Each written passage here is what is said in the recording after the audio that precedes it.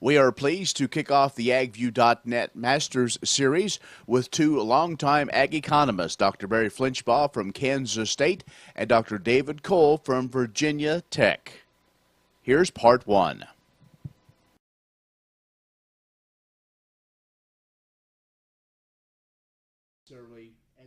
How do you see things in the current agriculture economy? Well, we're in a very competitive business, and a competitive business will go through cycles. The ag economy, since the beginning of this country at least, we had good years and we had bad years, and we've had some good ones.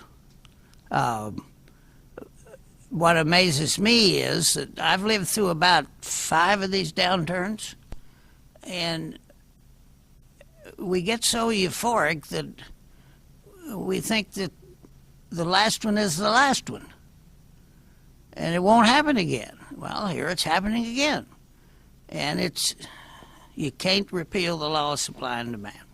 You can mess with it, but you can't repeal it.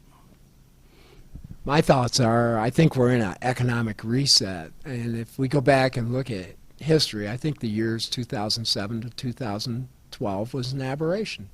And we had the confluence of events that brought unprecedented profits and accelerated the balance sheets of agriculture. So now we're into a period of reset. Doesn't necessarily mean that we're crashing, but we're going to have some major adjustments, not only for agriculture, agribusiness, and rural America. How would a rise in interest rates help rural America?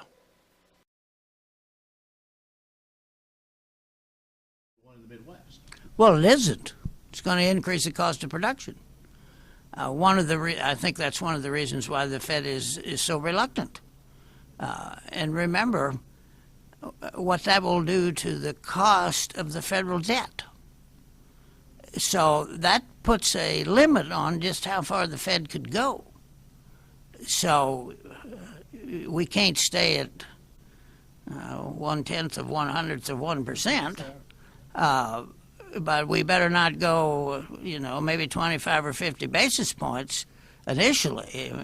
We can't do any more because the economy is too fragile, and what it would cost the federal government is astronomical. So, and they're in the same shape as farmers are. They got to service their debt.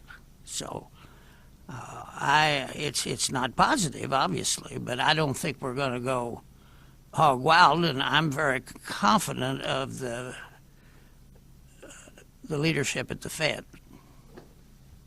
I would just take a little bit different twist on that. Of course, you think about it, if we raise interest rates, the dollar will get stronger. And if you really look at it, contrast that with Europe adding stimulus, and of course the Central Bank of Japan and also China. And so it could be very, very devastating. And I agree with the professor that we might see a 25 or 50 basis point or quarter, 0.5% increase, but I do not see them going back to normal, which is 6% interest rate.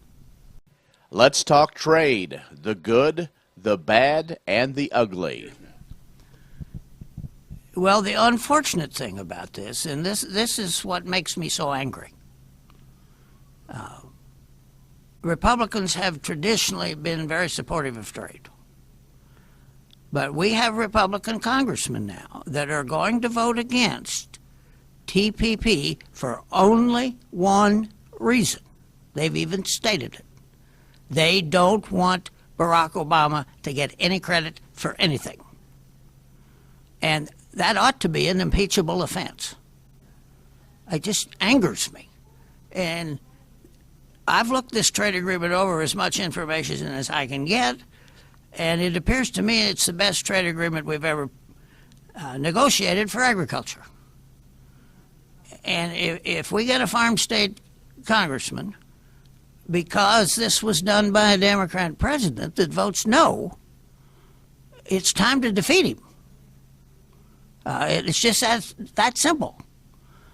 Because this is good for agriculture. The same with Cuba. That's the same issue there. Why any farm state politician that opposes trade with Cuba is beyond me. except for the fact that Obama did it. And that's ridiculous. I mean, that's not what this country is all about. And one of the things that I'm in favor of it as well, because you've got to have international trade if you're going to grow the economy. We're in an international market with 94% of the customers outside the United States of America, and we've got to realize that we're interconnected with the rest of the world. So I would hope we could get something done on it. Granted, it's going to be detrimental to, maybe certain areas of rural areas or some agriculture-specific commodities. But think about Canada. It's a big role there. They're going to have to give up part of their quota systems and different things, and it opens access markets up into Canada as well. So I'm in agreement with the professor. More with Doctors Kohl and Flinchbaugh in Part 2. Thanks for watching agview.net.